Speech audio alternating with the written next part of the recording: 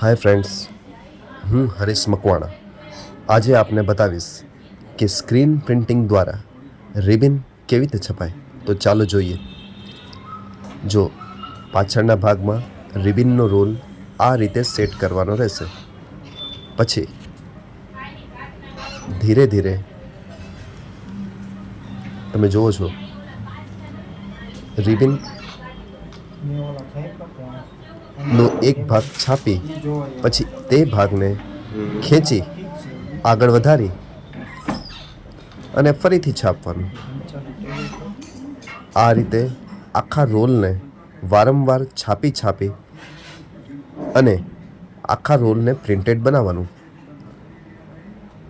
તો મિત્રો, તમને કેવું લાગ્યું તે અમને કમેન્ટ કરીને કહો. અને હા, અમારા ચેનલને લાઈક, શેર અને સબસ્ક્રાઈબ કરવાનું ખાસ ન ભૂલતા.